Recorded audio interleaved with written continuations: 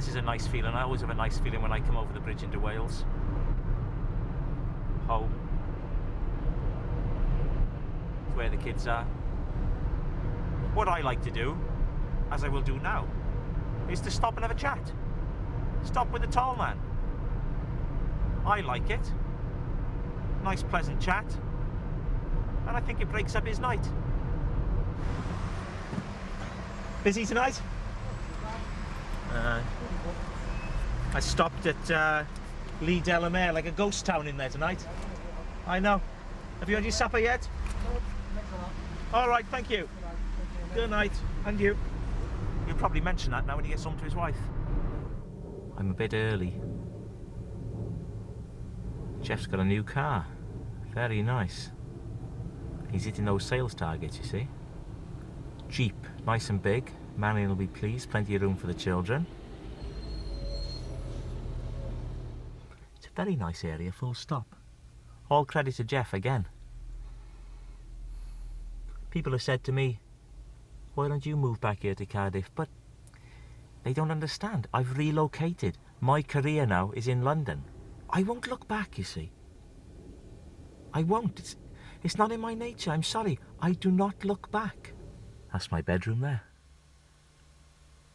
Not literally now. I mean, it's gone, but that's where it would have been. We lived in like a caravan. It was pitched. It wasn't on the move. Dad called it a mobile home. It wasn't. I come along here. See my dad. I can see him. I can see my dad. Hello.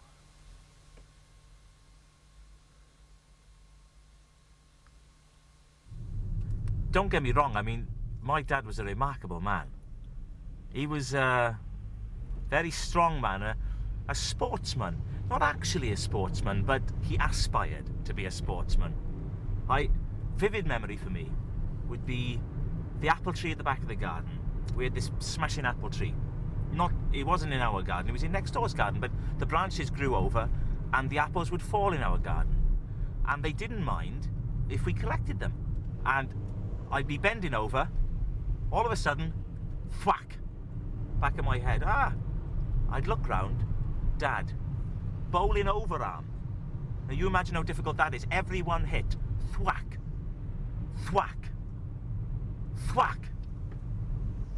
I'm useless at cricket. I was always afraid of the ball. This is where I first met Marion. I ran up to her and punched her in the stomach. And she shot straight back, whack, to my face. I was on the floor, squirming around in my underpants. And that was it, really. From that moment on, we became, if not firm friends, then classmates. A slide would have been there. Monkey puzzle, where my underpants were deposited once at the very top. Wavy horse. You can hear the laughter when you listen to the trolleys jingle jangle. It's like the laughter of children in a way. Look at that. That's Martin Cressel and Lorraine Pike. They got kids, look. They couldn't stand the sight of each other at school. They couldn't. Martin! Keith! Wasn't them. Gary was my best friend. He was remarkable. The boy who would. You always knew Gary was going to go places. Marion was the prettiest girl in the infants, in the juniors and the seniors. I spent all my time gazing at her in class. That was an education. They used to say, who'll marry Marion? Shoot my hand up. I'll marry Marion. And then, by those bike sheds, but painted green, I remember, who'll marry Marion? Gary said to me, who's made Marion? I said, easy, Robin Hood's wife. He said, no, who's made Marion? know what he meant. He said, I made Marion right here last night. It didn't matter because it was just, I liked him. If you like someone, you like someone. What are you going to do? And I loved Marion. I loved her then. Well, they were going to get married. It was all set. It was going to be a smashing wedding, a fairy tale wedding. Gary had to go on holiday with his parents, his last family holiday. Turned out to be his last holiday, full stop, of course. He was killed by a bus, a tourist bus, coming along a very dark road at night. No tourists in it, thank goodness. Marion was distraught, beside herself, and I, as best man, saw it as my duty to try and console her, but I couldn't console her. I didn't understand. I hadn't experienced grief. And she could feel there was a distance, there's a chasm between us. Then a real stroke of luck. A week later, my grandfather dropped dead. And suddenly, we had that link, the two of us, we could come together, and I remember going to her to tell her. And the look in her eye that said, you know me now. I went with morning suit. Not what I would have wanted. It looked great on Gary, because I was with him when he tried it on. To be honest, he was a bit spooky. We went back to the same place. And the bloke said, your friend not with you? I said, no, he's dead.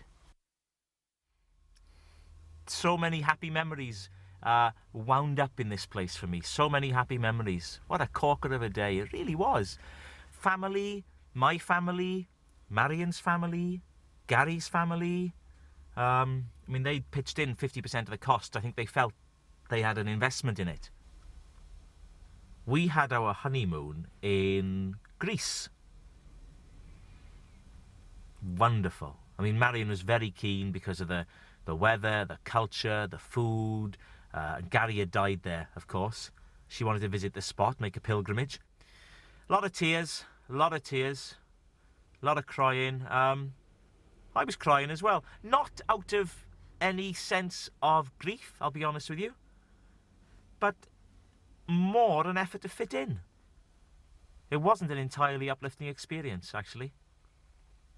But what honeymoon is? Hello.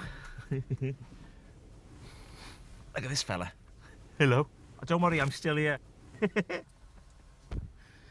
Imagine their faces. Just imagine their faces. They're not in.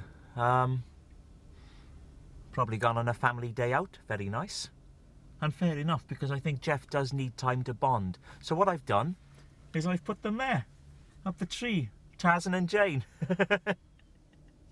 Smashing. They'll be fine there as long as it doesn't rain. Just approaching the bridge now.